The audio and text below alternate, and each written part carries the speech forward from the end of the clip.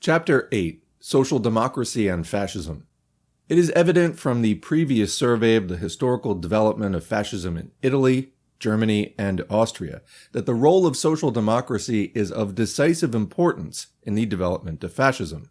The understanding of these two closely related phenomena of the post-war period, of modern social democracy and of fascism, is of key importance for the whole understanding of post-war capitalist politics. The whole question, however, is ringed round with controversy and requires very careful further analysis, if the real issues of fascism and the conditions of the growth of fascism are to be understood.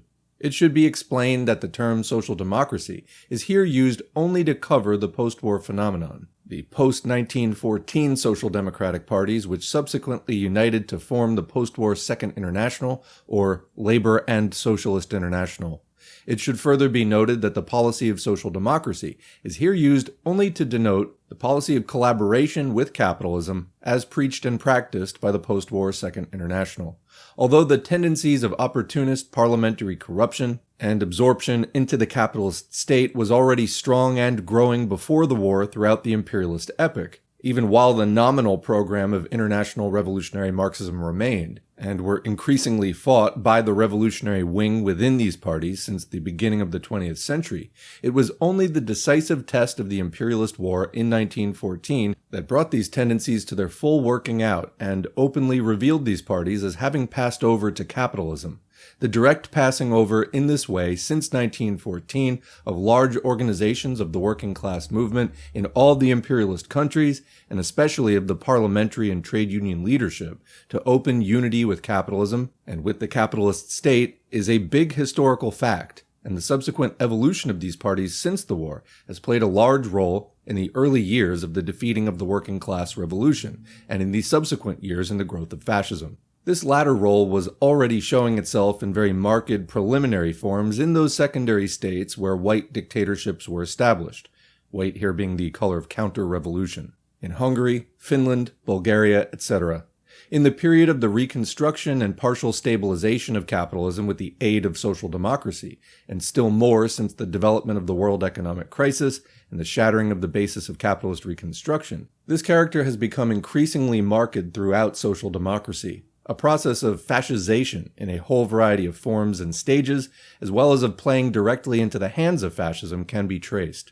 Nevertheless, although many disillusioned social democrats, especially after the glaring example of Germany and the consequent crisis throughout the Second International, are increasingly coming to recognize the role that social democracy has in practice played in the development of fascism, yet the communist analysis of social fascism as the more and more dominant character of social democracy in the process of leading up to the victory of fascism in Germany has often aroused indignant resentment and much misunderstanding. It is therefore necessary to examine more fully the relationship of social democracy and fascism.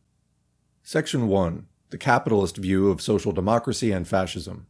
It will be most useful to begin the examination of this question with a consideration of the view of modern finance capital on the roles of social democracy and fascism. The view of finance capital is to be found expressed with exemplary clearness in the Deutsche Führerbriefe already referred to, or the Confidential Bulletin of the Federation of German Industry during the critical year 1932. These Führerbriefe, or letters to leaders, constitute a political-economic private correspondence, originally issued for confidential circulation to the heads of finance capital, organized in the Federation of German Industry.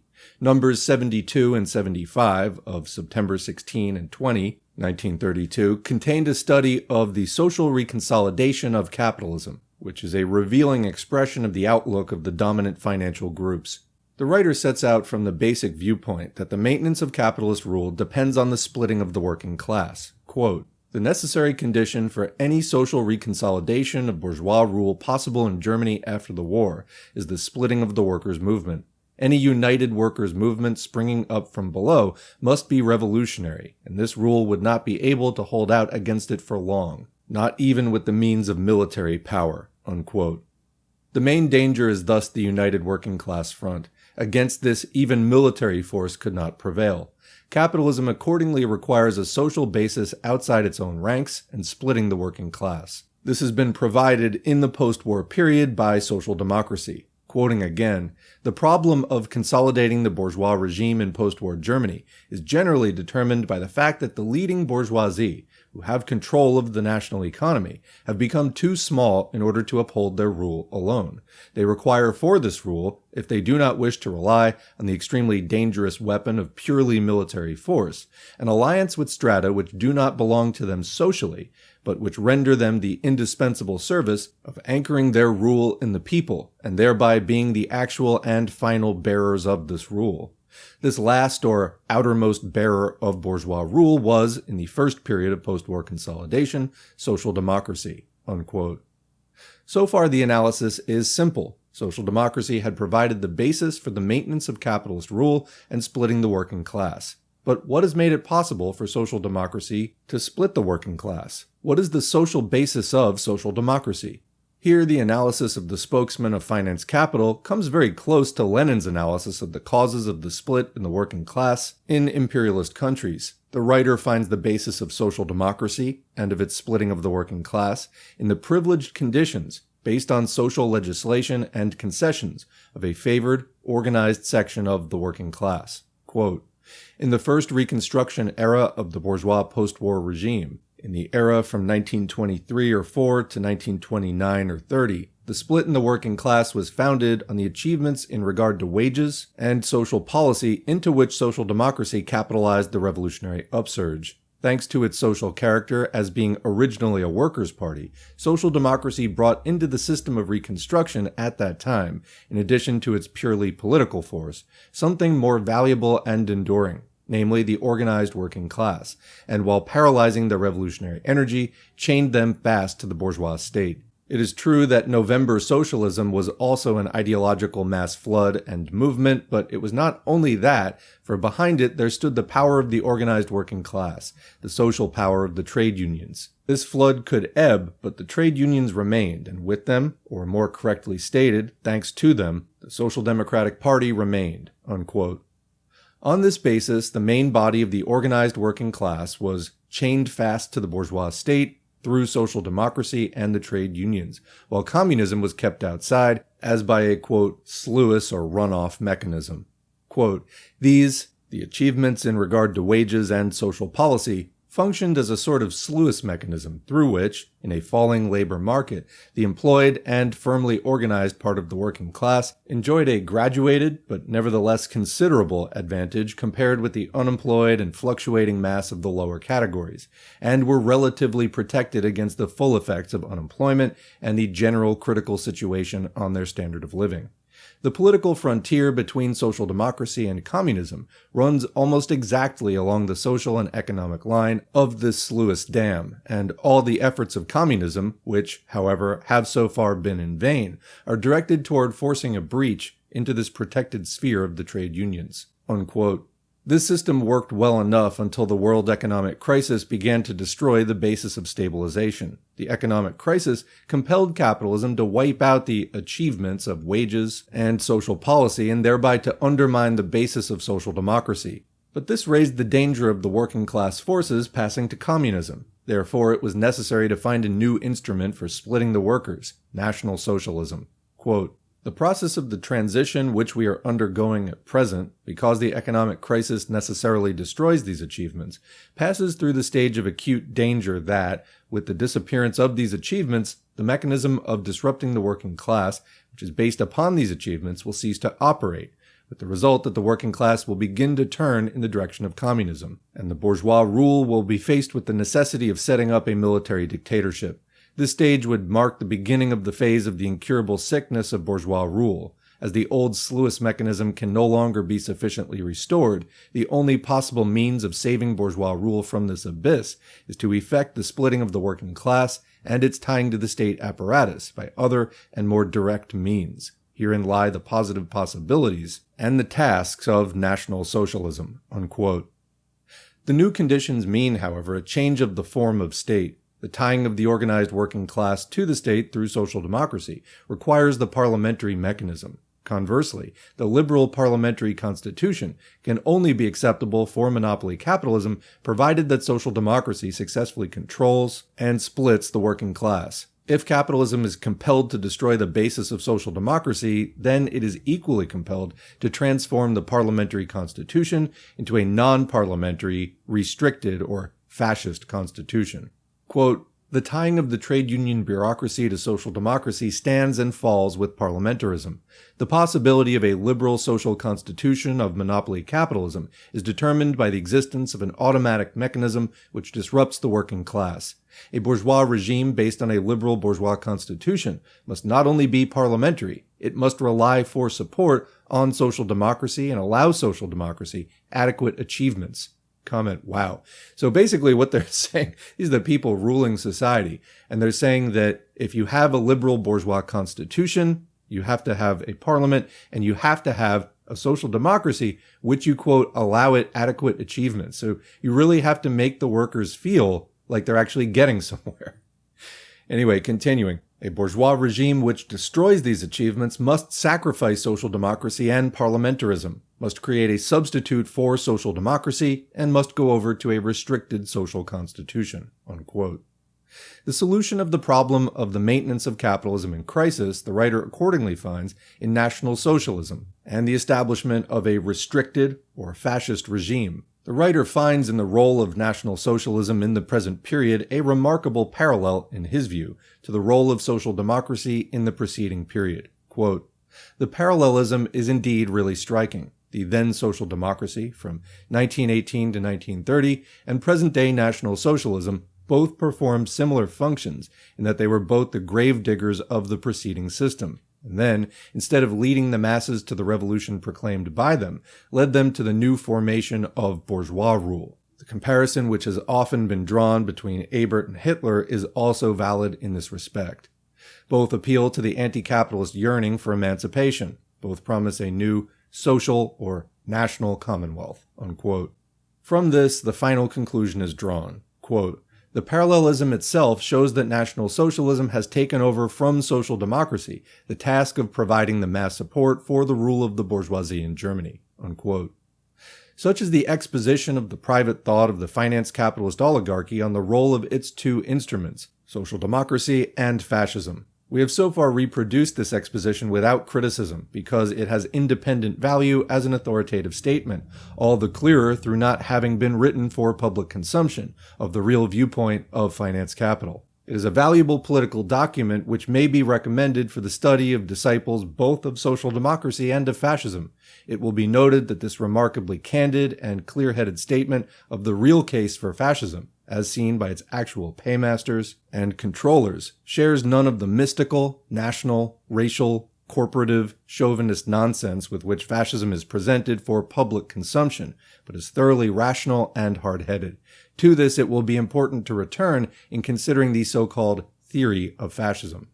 The actual analysis, however, although a useful starting point of discussion on the question of social democracy and of fascism, requires in certain respects criticism. The writer sees correctly the mechanics of capitalist post-war rule on the basis of social democracy, but he writes as if fascism, quote, has taken over from social democracy the task of providing the mass support for the rule of the bourgeoisie, unquote. Yesterday, social democracy performed this role. Today it is fascism. Each has its period. Social democracy and fascism are thus seen as performing an essentially identical role, only in differing periods and under different conditions, and therefore with differing methods and forms of state constitution. This is, however, too simple, and it is not correct. Both exist together, and each performs a distinctive role, supplementing one another. Fascism bases itself primarily, for its social basis, on the miscellaneous petty bourgeois strata, the peasantry, the declassed elements, and backward workers. Social democracy bases itself on the upper strata of the industrial workers. The bourgeoisie builds its rule on the support of both, bringing now one, now the other to the forefront, and utilizing both for its support. Fascism can never become the main basis of the bourgeoisie in the same sense as social democracy, although it may become its main and sole governmental instrument when the crisis requires the coercion of all the workers and the hold of social democracy is in danger of weakening, because fascism never wins the main body of the industrial workers with traditions of organization, the sole power that can overthrow capitalism. Here, the role of social democracy remains of decisive importance, even after the establishment of the fascist dictatorship. This is seen with obvious clearness in those countries, such as Poland, Bulgaria, Hungary, Spain under de Rivera, etc., where social democracy is tolerated under a fascist dictatorship. But it is also in a different sense true in those countries of fully completed fascist dictatorship, Germany, Italy, where social democracy as an organization is formally suppressed and the trade unions absorbed into the fascist front. In these countries also, the reactionary wing of social democracy, or the old reactionary social democratic leadership, stands ready, if the fascist dictatorship weakens, to come to the rescue of capitalism, and strives in every possible way, through the readjustment of forces in the bourgeois camp, to reestablish its position as the main social basis and direct instrument of the capitalist dictatorship.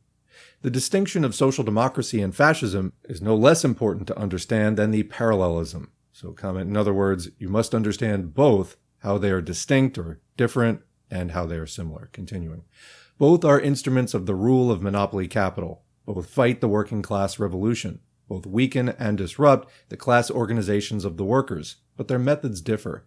Fascism shatters the class organizations of the workers from without, opposing their whole basis, and putting forward an alternative national ideology. Social democracy undermines the class organizations of the workers from within, building on the basis of the previous independent movement and Marxist ideology, which still holds the workers' traditions and discipline, in order more effectively to carry through the policy of capital and smash all militant struggle. Fascism accordingly requires for its full realization the totalitarian, terroristic class state. Social democracy controls the workers most favorably and successfully in the liberal parliamentary class state, utilizing its own internal methods of discipline and occasional state coercion for the suppression of all militant struggle. Fascism operates primarily by coercion alongside of deception. Social democracy operates primarily by deception alongside of coercion. It is this combined relationship of difference in method and parallelism in basic aim and role that underlies Stalin's definition, given already in 1924 in Main Factors of the Present International Situation, that, quote, social democracy objectively represents the moderate wing of fascism. It should be borne in mind that this definition was directed to a specific phase in the history of social democracy, most sharply shown in a specific period of post-war capitalism. Section 2. The Germs of Fascism in Social Democracy. Fascism not only historically draws its origin in large part from social democracy in the sense that many of its principal leaders spring from social democracy. Mussolini, former editor of the Italian socialist central organ Avanti; Pilsudski, former leader of the Polish Socialist Party; Mosley, former minister of the Second MacDonald Labour government. Fascism also draws its ideology mainly from the lines already worked out by social democracy. The attempt can be made to trace earlier strands and tendencies in pre-war, non-Marxist forms of socialism already giving hints of aspects later developed in fascism, e.g. Lassalle's national type of socialism, and parenthetically the Lassallean Party's deputies, it may be noted, voted the war credits of 1870, while the Marxists abstained. Prussian tendencies in coquetting with Bismarck, Proudhon's credit fallacies and opposition to the class struggle, Sorel's cult of violence, social myths for mass deception, and denunciation of democracy in the abstract, the syndicalist cult of occupational lines of division, Fabian superclass state glorification, Hindman's already pre-war social chauvinism and big navy agitation. The fascist writers seek to trace their spiritual ancestry from three main sources: Mazzini, the old liberal Democrat would turn in his grave, Proudhon, and Sorel. But this is mere myth-making. Fascism is essentially a product of the post-war general crisis of capitalism, and it has no spiritual ancestry. Fascism is in practice an abortion consequent on the miscarriage of the proletarian social revolution. It is from 1914, when social democracy directly abandoned Marxism and internationalism, that the characteristic trends of ideology akin to fascism begin. A study of the principal extreme expressions of the war socialists, especially of Lensch, Parvis, and Kuhnau in Germany, Hervé in France, or Blatchford in England, would reveal many striking resemblances with subsequent fascism. Quote, "In this world war," wrote Lensch in 1916, "Germany completes its revolution." Unquote. The typical use of revolution here to cover the most extreme monopolist dictatorship and chauvinism. Quote, "At the head of the German Revolution stands Bethmann Hollweg." Unquote. Kuhnau declared that social democracy must adapt itself to imperialism and throw overboard the remains of liberal democratic ideology about, quote, "the right of nations to political independence." Quote, "England in the war," wrote the war socialist Hainisch, "represents the reactionary, and Germany the revolutionary principle." Unquote. All these illustrate the use of revolutionary phrases and denunciation of obsolete liberal democratic superstitions to cover in practice complete subservience to monopolist capitalism and chauvinism, denial of internationalism, advocacy of class unity or the sacred truce, and service of the capitalist state in the name of, quote, "socialist" or, quote, "revolutionary" phrases. These are the common starting point of modern social democracy since 1914 and in a more developed form of fascism. But it is in the post-war period that the ideology of social democracy becomes the real breeding ground for fascism. Social democracy emerged from the war with two clearly marked characteristics. First, close unification of each party with its own, quote, "national," i.e. imperialist state, and denial of any, save the most formal, letterbox internationalism. Second, class cooperation in the forms of coalition ministerialism and trade union collaboration to help to build up capitalist prosperity as the necessary condition of working class prosperity. It will be seen that these basic principles are already close to the basic principles of National Socialism. Social democracy after the war was faced with two tasks. First, to defeat the working class revolution. Second, to help to reconstruct the shattered structure of capitalism. The first brought the social democratic leadership into close alliance with the reactionary, militarist, and white guard circles, and trained it in undertaking governmental responsibility in shooting down the militant workers. The second task of capitalist reconstruction, after the period of direct civil war was closed, required even closer collaboration of social democracy and the trade unions with monopoly capitalism.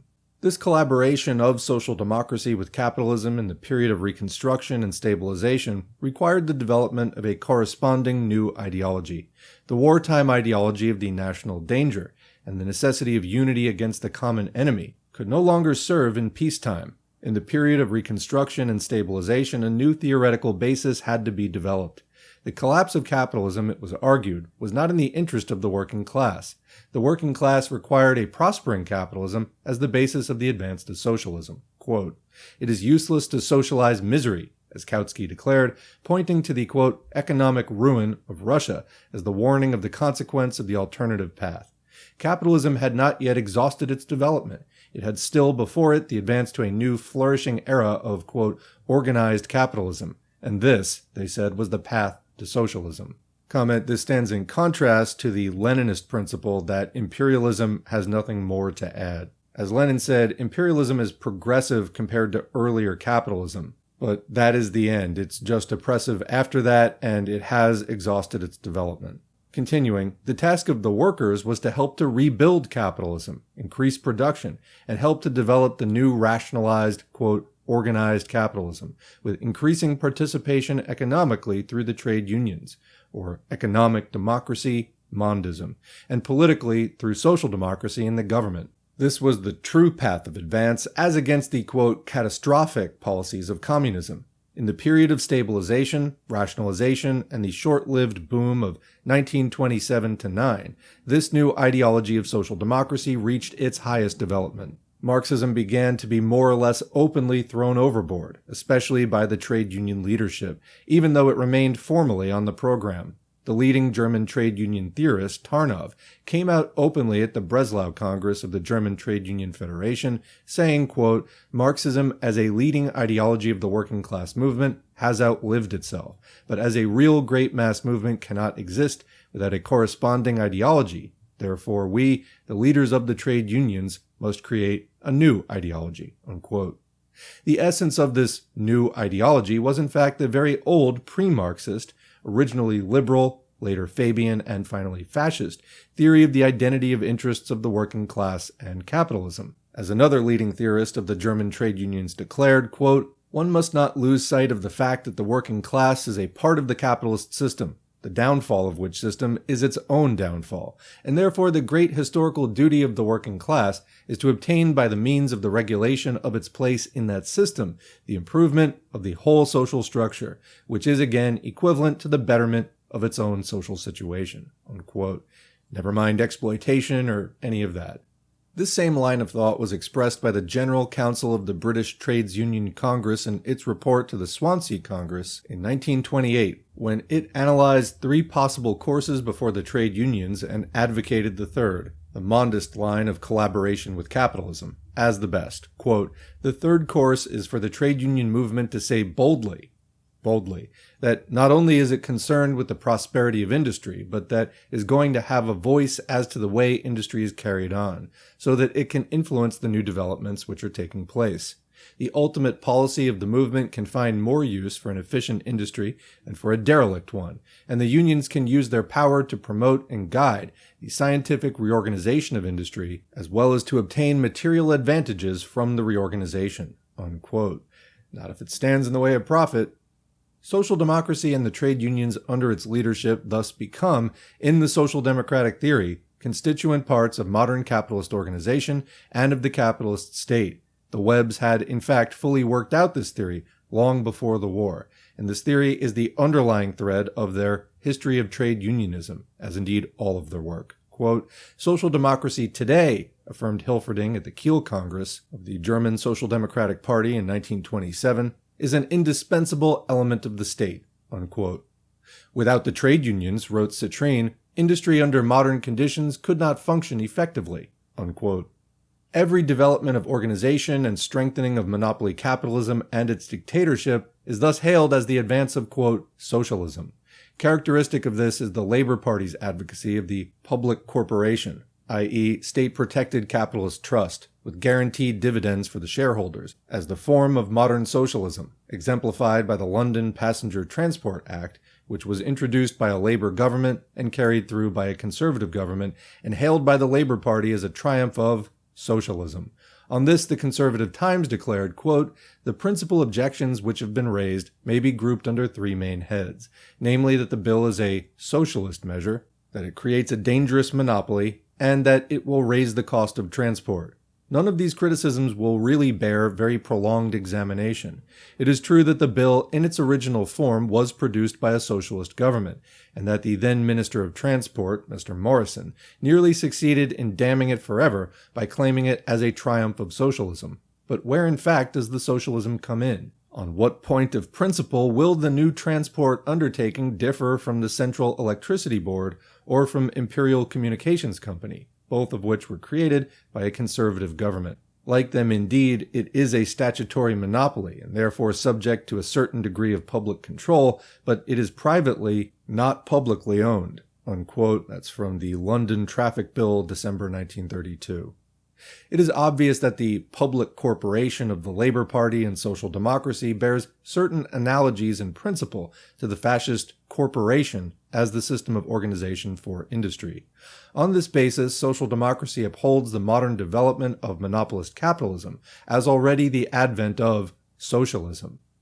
As the German Social Democratic leader Dittmann declared at the Magdeburg Congress of the Social Democratic Party, quote, "We are no longer living under capitalism." I'm sorry, I just have to laugh. I'm thinking of that "we are already living under socialism" tweet that I did a video on a while ago. Okay. "We are no longer living under capitalism. We are living in the transition period to socialism, economically, politically, socially. In Germany, we have 10 times as many socialist achievements to defend as they have in Russia." Unquote. The world economic crisis dealt a heavy blow to this ideology, but social democracy adapted itself to the crisis by an extension of its theories. It was now necessary, it declared, to, quote, "save capitalism from the menace of chaos and proletarian revolution." The Leipzig Congress of the German Social Democratic Party in 1931 gave out the watchword, "We must be the physicians of ailing capitalism." Vandervelde, the chairman of the Second International, proclaimed in the Belgian Chamber of Deputies in 1932, quote, "The capitalist system is cracking in all its parts.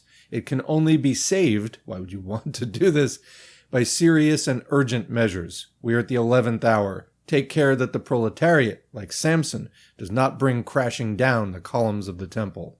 Unquote.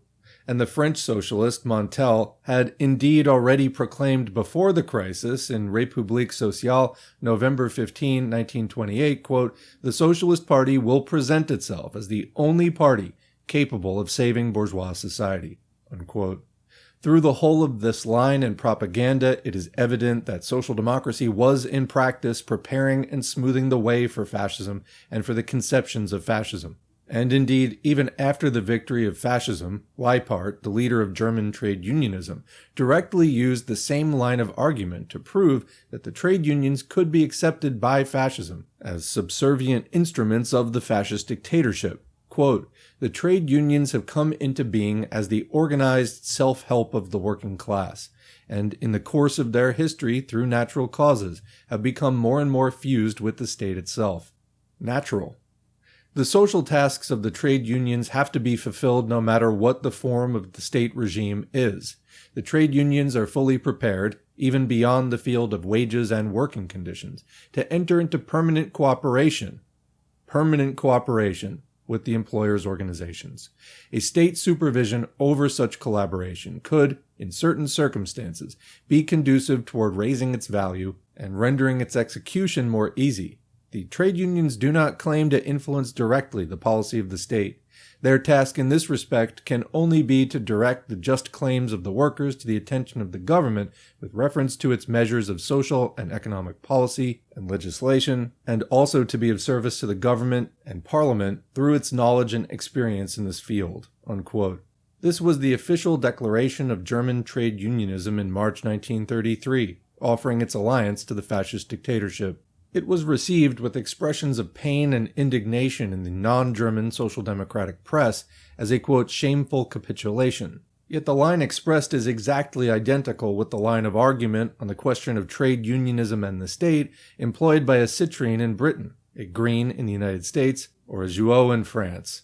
With this may be compared Mussolini's suggestion in 1921 of a possible alliance of reformist social democracy and fascism. Quoting from the Popolo d'Italia, May 22nd, "In the field of social legislation and of improvement in the standard of life of the working classes, the socialists may find unexpected allies within fascism. The salvation of the country may be assured, not by the suppression of the antithesis between fascism and socialism, but by their reconciliation within Parliament. A collaboration with the socialists is quite possible, especially at a later stage, after the clarification of ideas and tendencies under which the Socialist Party at this moment labors is ended. It is evident that the coexistence of intransigent and reformist socialists in the same party will in the course of time become impossible. Either revolution or reform resulting from participation in the responsibilities of power." Unquote. The course of events rendered this direct alliance unnecessary, but Mussolini subsequently took the reformist trade union leaders, d'Aragona and his colleagues, into his service. Social democracy thus prepared the way ideologically for fascism. First, by the abandonment or corruption of Marxism. Second, by the denial of internationalism and attaching of the workers to the service of, quote, "their own imperialist state."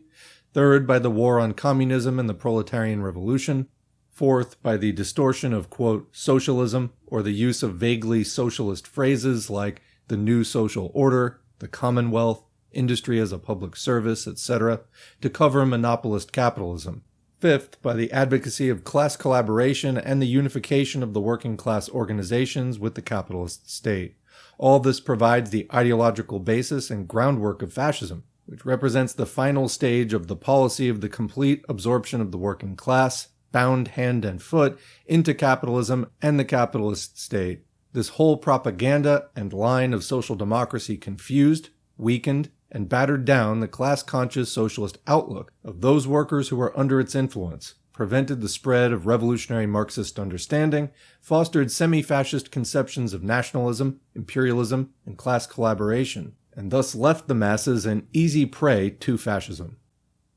Section 3. How social democracy assists fascism to power. In the historical examination of the Italian, German, and Austrian examples in the previous two chapters, we have seen in practice how social democracy assists fascism to power. It is therefore only necessary now to summarize these results of what historical experience has demonstrated. First, social democracy disorganizes the proletariat and the proletarian struggle. The social democratic and trade union leadership act as an agency of the employers and of the ruling class within the working class ranks, preaching defeatism and opposition to struggle, and where the outbreak of working class struggle becomes inevitable, directly disrupting the struggle from within. This is most clearly seen in the role of social democracy in strikes. A conspicuous example of this process, in view of the subsequent revelations, was afforded by the Great Munitions Strike in Germany in January 1918, which nearly brought Germany out of the war. Comment to anyone working in the weapons industry. There you go. Continuing, the Social Democratic leaders, Ebert, Brown, and Scheidemann, by decision of their executive, took direction of the strike, even calling on the workers to disobey mobilization orders. Yet their object in coming on the strike committee, as declared by them many years later, was to strangle the strike. In 1924, Ebert brought a libel suit against the charge of treason for having led the strike of January 1918. In this trial, he made known that the executive had passed a secret resolution instructing them to take over the leadership of the strike in order to bring it to an end. Ebert stated in court, this was reported in the Times, December 11, 1924, quote, "The socialists had been requested to take control of the strike in order to avoid the worst." Requested to take control of the strike. Herr Lebedauer had told the strikers that the strike would be lost if the majority socialists came onto the strike committee, and at this point, he, Herr Ebert, had joined it in order to restore the balance. He declared that he had entered the strike committee to bring the strike to an end as soon as possible, unquote. Scheidemann stated in the same trial, reported on December 13, 1924, quote, "The strike broke out without our knowledge. We joined the strike committee with the firm intention of putting a speedy end to the strike by negotiating with the government. There was a great deal of opposition to us in the strike committee. We were known as the, quote, strike stranglers," unquote. Exactly the same process was conducted by the Labour Party and Trade Unions Congress General Council leadership in the British General Strike of 1926, which was only called, according to MacDonald, in the Socialist Review, June 1926, because, quote, "if no general strike had been declared, industry would have been almost as much paralyzed by unauthorized, or wildcat, strikes," unquote. J.H. Thomas explained subsequently in the Capitalist Journal Answers that, although opposed to the strike, he, quote, "did not resign because I felt certain that I could do far more good by staying in than by going out," unquote. The object of the leadership, he explained to the House of Commons on May 13, 1926, was to prevent the struggle, quote, "getting out of the hands of those who would be able to exercise some control," unquote. The Conservative Home Secretary, Joynson Hicks, analyzing the causes of the defeat of the general strike, put forward as the main cause that, quote, "the responsible trade union leaders retained their hold upon the trade unions and took the constitutional course of admitting that the general strike was illegal and called it off," unquote. The same process was demonstrated in Italy over the occupation of the factories, where the reformist leadership achieved what all the government forces had to confess themselves unable to achieve, the restoration of the factories to capitalism. But this direct strike breaking, examples of which on a greater or lesser scale are familiar every year and almost every month to the workers in every country, is only the plainest and simplest expression of a universal process of disorganization and disruption of the working class front. The preaching of confidence in capitalism, close alliances with the class enemy, and war on the militant workers. It is only after conspicuous and repeated disruption of the working class front after this fashion by social democracy from within, and the consequent weakening and discouragement of the workers, that the way is opened for fascism to advance.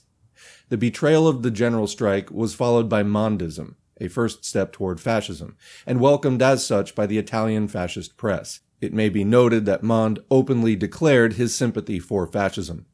The surrender of the factories in Italy was followed immediately by the fascist offensive, opening at Bologna and going continuously forward to the establishment of the fascist state in 1922. The second Labour government's assistance to the offensive against the workers was followed by the landslide of the national government vote of 1931 and the first beginnings of a serious fascist movement in Britain. The Social Democratic support of the Brüning dictatorship and hunger offensive was immediately followed by the sweeping advance of fascism in Germany.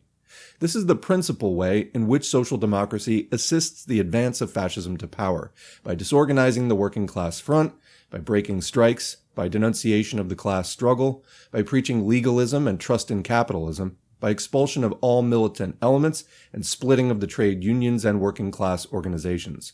Comment: seems like the United States learned a thing or two watching this when they later applied it in the late 1940s in the era of McCarthyism, the Taft-Hartley Act, which destroyed the labor movement more or less, exactly this expulsion of all militant elements, and the overall atmosphere of the Second Red Scare and the Cold War. Continuing, the war on communism is placed in the forefront by social democracy. The German example has shown to what lengths of direct alliance with the militarist and white guard social democracy will go in order to crush the revolutionary workers. Footnote here, compare the statement of the first British Labour Prime Minister, MacDonald, over the forged Zinoviev letter in 1924, quote, "Who is it that has stood against Bolshevism? Liberals have contributed nothing, Tories nothing. All the work has been done by labor leaders and Labor Party leaders," unquote. Back to the main text. But the slogan of the war on communism is the slogan of fascism. Social democracy and fascism offer, in effect, rival services to the bourgeoisie for the slaying of communism. With the further development of the post-war period, social democracy helps to forward the advance toward fascism more and more positively by assisting the strengthening of the capitalist mechanism and of the capitalist dictatorship. Social democracy assists to carry through the economic measures for the strengthening of capitalist monopoly, rationalization, etc. It supports all the Brüning and Roosevelt types of intensified capitalist dictatorship, and helps to introduce and operate measures of intensified dictatorship.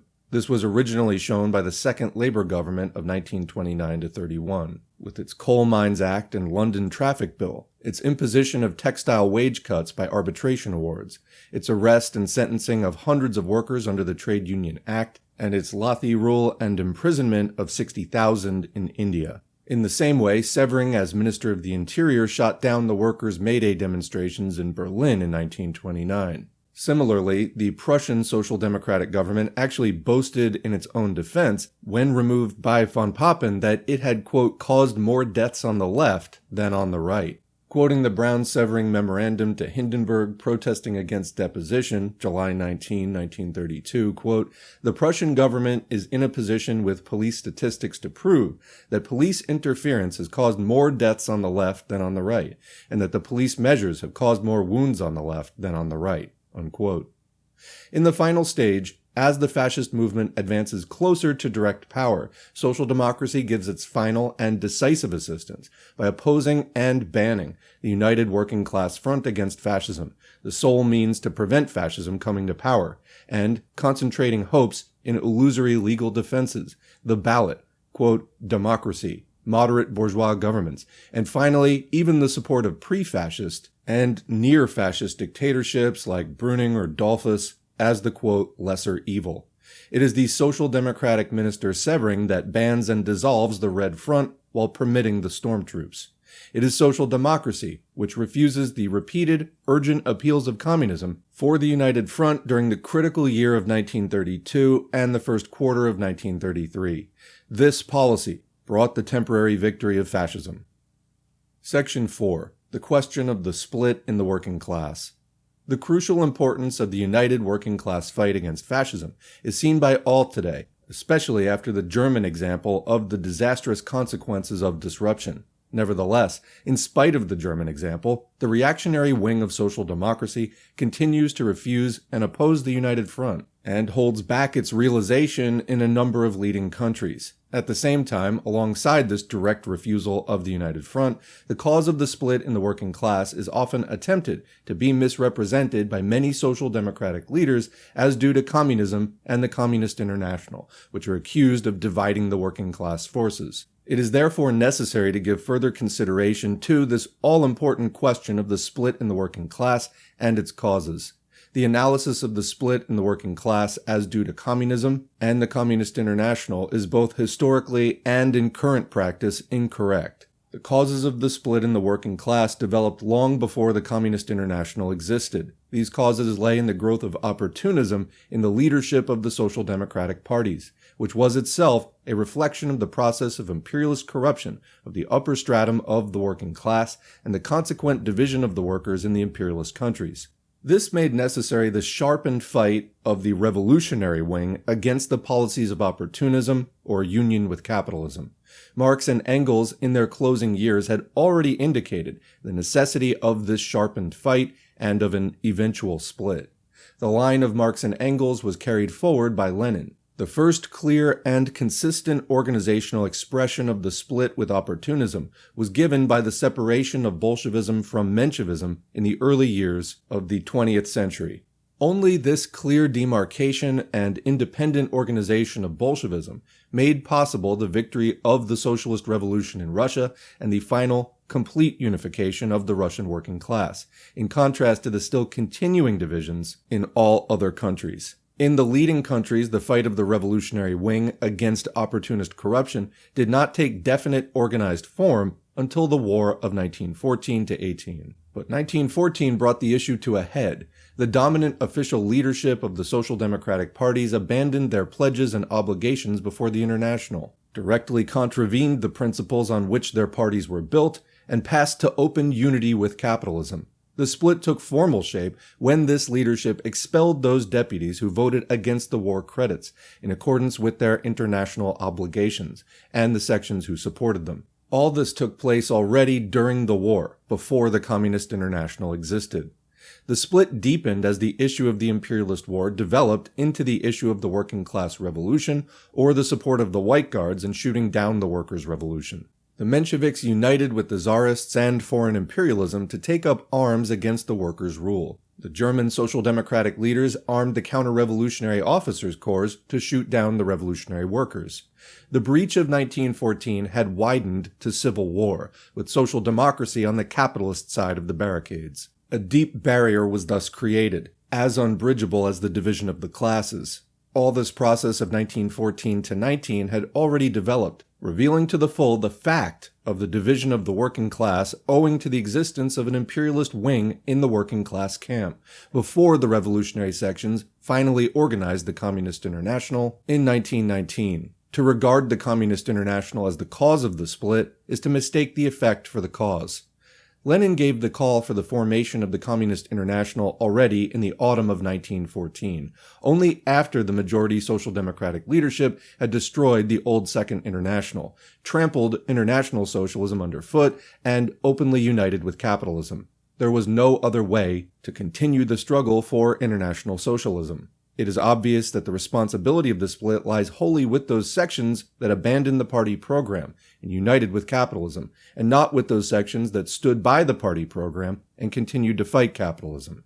It is the unity of the social democratic leadership with capitalism that inevitably splits the working class, and is the cause of the split. This is the root of the question of the split.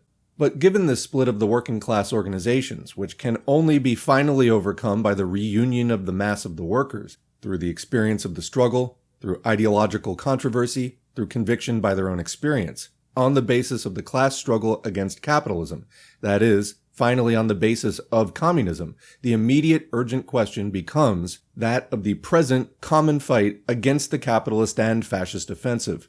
It is evident that in this situation the need is for all workers and working class organizations, whatever their political outlook, to combine in a common front for the immediate fight on the maximum possible agreed basis of fight.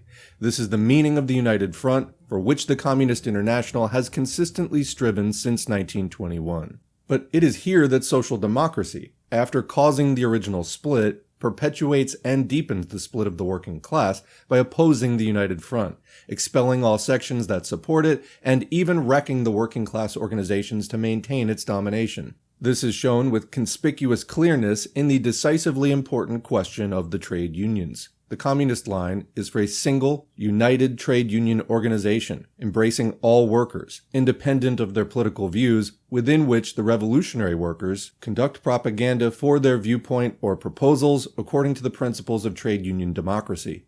Social democracy rejects this viewpoint, and seeks to make membership of a trade union or active membership, delegate positions, official positions, dependent on holding reformist views, on subscribing to the Labor Party program, etc. To achieve this purpose, the Social Democratic trade union leadership habitually expels not only individual trade unionists, often outstanding militants with long records in the struggle and elected at the top of the polls by their fellow members, but whole sections and organizations, and even majorities, if these express a revolutionary viewpoint, in order to maintain the domination of social democracy. It is evident that this system of social democracy in the unions means the smashing of the unions as the united organizations of the workers. Reference is often made by social democracy to the existence of, quote, red unions as evidence of the role of communism in splitting the trade union movement. But it is not realized by many who hear these charges in good faith that the red unions in the countries with a divided trade union movement have developed historically as the consequence of the social democratic policy of expulsions and denial of trade union democracy.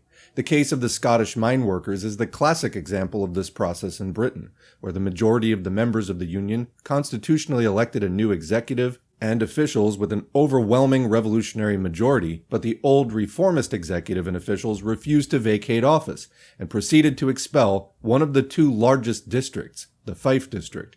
After exhausting every constitutional effort for unity, the revolutionary majority were thus compelled to form the United Mine Workers of Scotland. Similarly, in France, the CGTU, or Unitary Confederation of Labour, Revolutionary, only came into existence at the end of 1921, after the revolutionary trade unionists had won a constitutional majority in the old Confederation of Labour, and the old reformist leadership had met this majority by a series of expulsions to convert it into a minority. The Congress constituting the CGTU was actually attended by a majority, 1564, of the unions belonging to the old CGT. The responsibility for the split rests with the reformists. In Germany in particular, where the revolutionary movement was strongest, the social democratic policy of wrecking the unions by wholesale expulsions to maintain control was carried to the extreme lengths and played a large part in the disruption of the working class and opening the way to the victory of fascism. This is the parallel to the general policy of the refusal of the United Front. There remains the question whether communism in Germany, as is sometimes urged by critics, overemphasized the policy of the United Front from below. That is, the appeal to the lower organizations of social democracy and the trade unions, and to the organized and unorganized workers generally, to combine in the single front against fascism. And only in the last 2 years, since April 1932, and more especially since the expulsion of the Brown-Severing government in July 1932, developed alongside of this the policy of the United Front from above, that is, the direct party-to-party appeal. The criticism of this line is based on a lack of understanding of the conditions. The policy of the United Front from above, alongside the United Front from below, has never been ruled out in principle by the Communist International, and has been repeatedly applied when suitable occasion offered. But regard has had to be taken to the conditions in different periods and situations. When Severing, as Social Democratic Minister of the Interior, was shooting down the workers' May Day demonstrations in 1929, to have appealed to the Social Democratic Party leadership for a united front against the attack on the workers, coming from their own party, would have been worse than meaningless. So soon as the expulsion of the Brown-Severing government by von Papen offered an occasion, the Communist Party immediately made its proposal for a united front directly to the executives of the Social Democratic Party and of the General Trade Union Federation. The refusal of the united front by these bodies sealed the victory of fascism. Section 5. The Adaptation of Social Democracy to Fascism. As capitalism developed the forms of its state power toward fascism, social democracy, in the sense of the theory and practice of collaboration with capitalism, went through a corresponding process of adaptation. This process of fascization of social democracy showed itself in the increasing support of open forms of dictatorship, pruning, emergency powers, ordinance rule in India, the use of armed violence against the workers not only in civil war as in the early post-war years, but against unarmed workers in conditions of peace, for example Berlin in 1929 and India under the Second Labour government, and the increasing suppression of democracy within the working class organizations. already since the war, a whole series of examples of direct alliance of social democracy with white governments of counter-revolutionary terror against the working class have shown themselves in country after country, and have continued today into fascist forms. In Hungary, under the White Terror, social democracy entered into a written treaty of alliance with the white government. Again, white, counter-revolutionary. This treaty was signed on December 22, 1921, between the Prime Minister, Bethlen, and the Social Democratic Party-affiliated section of the Second International. By the terms of this treaty, it was laid down that, quote, the Social Democratic Party will consider the general interests of the nation as of equal importance to the interests of the working class, unquote.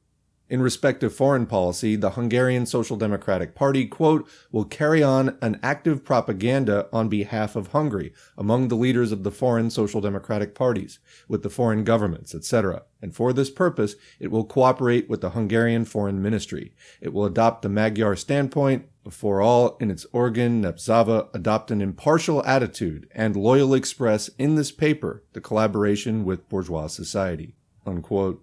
In respect of home policy, the Social Democratic Party will, quote, cooperate with the bourgeois classes in the economic sphere, unquote, prevent strikes, conduct, quote, no Republican propaganda, and, quote, shall not extend its agitation among the agricultural workers, unquote. The treaty concluded with the pledge, quote, the delegates of the Hungarian Social Democratic Party declare that they agree to the wishes expressed by the Prime Minister, both with regard to foreign and home policy, and give assurance of fulfillment on their part. They nominate on their part a delegate who maintains contact with the Foreign Ministry, unquote. In return for this treaty, social democracy was to be officially protected by the white government, while communism was ruthlessly suppressed. When the terms of this treaty became known 3 years later, and a scandal was raised, compelling even a commission of enquiry in the Second International, the Commission of Enquiry, under Kautsky in 1925, ended in a complete whitewashing verdict, recognizing the, quote, good faith of the Hungarian Social Democrats, and accepting their assurance that the treaty would not be continued further. The Hungarian semi-governmental organ, the Neues Pester Journal, commented in its issue of January 1, 1925, quote, the treaty does not contain anything with which every socialist party of the world, if we disregard the Third Communist International, would not have recognized, or at least realized by its practical attitude. The treaty has been fully observed, and both parties have honestly fulfilled its provisions, unquote. The bourgeois organ is correct. The Bethlen Social Democratic Treaty is only peculiar in that it sets down in writing the practice of all labor and social democratic parties, whatever their formal program. The underlying principles of fascism and its, quote, labor front are thus in many respects anticipated by social democracy. Bulgaria afforded a further example of the same process. The elections of 1923 had resulted in a vote of 437,000 for the Peasants' Party under Stamboliski, 252,000 for the Communist Party, 219,000 for the Bourgeois Bloc, and 40,000 for the Social Democrats. The Stamboliski government was carrying through a program of agrarian reforms, the impeachment and trial of the former war ministers, and other measures unpopular with the reaction. The reactionary parties in June 1923 carried through a military coup d'etat, engineered by army officers, overthrew the Peasant Party's government by force, and murdered the Prime Minister, Stamboliski. On this basis was set up the white terror regime of the butcher, Tsankov, under whom, according to the statement of Vandervelde, chairman of the Second International, 16,000 Bulgarian workers and peasants were murdered in 18 months. In this Tsankov government of white terror, the Social Democratic Party-affiliated section of the Second International was officially represented. Its minister, Kasakov, sat alongside the representatives of the Fascist Officers' League and of the bourgeois parties. In Poland in 1926, the Pilsudski coup d'etat, overthrowing parliamentary democracy and establishing a type of fascist dictatorship, was carried out with the support of the Polish Socialist Party, section of the Second International. Its representative, Morawiecki, sat in Pilsudski's government. In Spain, the Primo de Rivera dictatorship gave its protection to the Spanish Socialist Party and the reformist General Union of Labor, while suppressing the revolutionary workers' movement. In Italy, D'Aragona and the reformist leaders of the General Confederation of Labor entered into the service of Mussolini and declared the Confederation dissolved in 1926. In Austria, the Dollfuss dictatorship was built up step by step with the passive support of social democracy as the, quote, lesser evil in relation to the Nazis. In the beginning of 1934, the Social Democratic Party was making a direct offer of alliance to Dollfuss at the same time as the government offensive was turning on its organizations and press. And even when the workers finally rose in their heroic struggle, it was against express orders of the party, which on the very eve of the struggle was sending urgent messages for submission and expressing readiness to Dollfuss to accept an emergency dictatorship and a form of corporate state. In Czechoslovakia, the Social Democratic Party participated in the coalition government of all the bourgeois parties, which in 1933 was suppressing the communist press and preparing the conditions of intensified dictatorship. In Japan, the following situation was complacently reported in the British labor organ Forward on March 20, 1930, under the title Labor in Japan, with reference to the elections. Quote, "One's impression is that the proletarian parties have been given a much fairer field than before. It is true that since the last election there have been 2 great police roundups of the so-called dangerous thinkers. This might be urged to have had a weakening effect, but the opposite is more probably the case. Those that remain have been given, as it were, an official cachet." And commenting, why is that? Because they have been determined not to have any dangerous ideas. So you can run wild, none of your ideas are dangerous. Continuing, by inference, they are certified free from communism. There is no longer that bogey to frighten away possible supporters. Unquote. Comment, supporters of what? Things that are not dangerous to the current order. Continuing.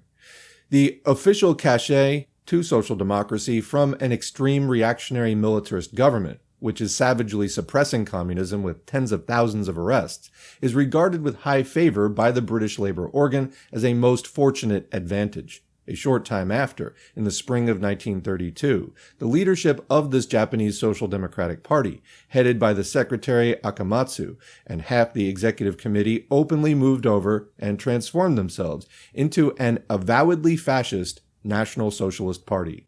Social democracy has thus throughout the world shown itself ready to adapt itself and enter into alliance with every counter-revolutionary, white terrorist, and fascist government, even entering directly into such governments. Where social democracy has not been accepted into such open alliance, but has been forced under, carrying out its role of disruption of the working class under the form of opposition, this has not been for lack of trying on the part of the social democratic leadership, who have invariably exhausted every maneuver to endeavor to be admitted to the favored circle under the protection of fascism. The signal example of the latter process has been Germany. The significance of the German experience has been dealt with in a previous chapter. If German fascism rejected the offers and pleadings of social democracy for an open alliance, it was because German fascism had no confidence in the existence of any form of workers' organization, however servile the leadership, save under its direct control, because it had no confidence in the power of a permitted social democracy to maintain control of the workers, because it was determined to hold all apparatus positions for itself and permit no other forms of organization. The role of the remaining representatives of the traditional official line of social democracy, as represented by the Prague executive of the German Social Democratic Party, with their refusal of the communist offers of the United Front, continuing even into 1935, thus becomes in practice, under the completed fascist dictatorship, to continue its disruption of the working class front in new forms, to carry forward its fight against the United Front and against communism, to confuse the revolutionary struggle with the deceitful aim of Weimar democracy, which made possible the victory of fascism, and to stand ready, in the event of the weakening of the fascist dictatorship and the advance of the working class offensive, to come to the rescue of capitalism and save the capitalist state, as in 1918, against the working class revolution. But this policy meets with rising resistance within the ranks of social democracy. Among the illegal social democratic groups which have maintained existence or come together to carry on the struggle under fascism, an increasing proportion moves toward the united front with communism. The collapse of German social democracy created a crisis in the Second International. Numbers of workers who had followed its leadership began to have their eyes opened to the realities of the struggle and to move toward increasing sympathy with communism and toward the line of the united front. But the effect of the crisis on the leading strata was to hasten the process of fascization. The slogan was given out to rally on the basis of, quote, democracy, that is, on the basis of the existing capitalist state. Therefore, the line was proclaimed to combat still more fiercely the united working class front, to strengthen the authority of the state, if necessary, in, quote, emergency forms, to unite with the, quote, moderate elements of the bourgeoisie, forming left blocs and coalition governments to save the state, and even to support the war propaganda of the bourgeoisie in the name of, quote, democracy. The left cartel policy in France, the toleration of Dollfuss in Austria, the coalition policy in Czechoslovakia, the support of Roosevelt by the reformist leadership in Britain and America illustrated this line. An increasingly influential school developed which openly drew the, quote, lessons of fascism as the need to concentrate more on a, quote, national, as opposed to an international, basis, to abandon the conception of the working class conquest of power and direct the appeal increasingly to the petty bourgeoisie, and to seek to build a, quote, strong authoritarian state in the conditions of crisis. These conceptions were openly expressed by, quote, neo-socialism in France.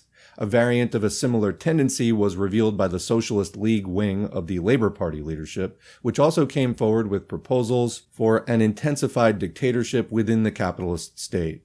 It is evident that this whole line of propaganda in practice chimes in with and assists the increasing development of capitalism in all modern states towards fascist forms. On the other hand, a strong current developed within the social democratic ranks toward the united front with communism. In some countries, as in France and Spain, where the fascist menace was intense, the mass pressure was sufficiently powerful to overcome the resistance of the Socialist Party leadership and to compel a united front of the socialist and communist parties. Through all the social democratic parties, a left section, striving toward the united front and the path of active struggle against fascism, developed a growing role. Thus, a process of extreme differentiation advanced in social democracy as a consequence of the fascist offensive, and this process is of critical importance for the whole future of the international working class movement.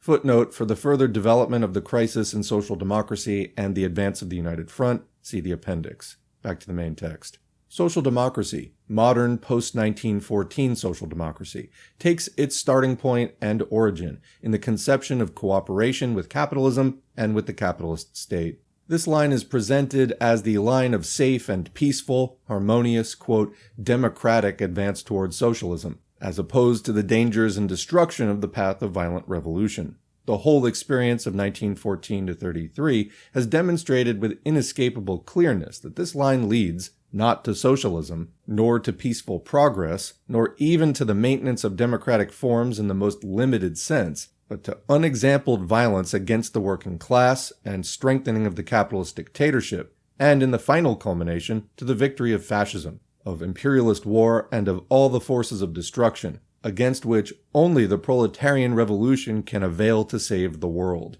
This is the lesson of the episode of post-war social democracy in working class history, an episode which is beginning to draw to its close, as the workers increasingly awaken from reformist illusions, through the experience of fascism to the revolutionary struggle.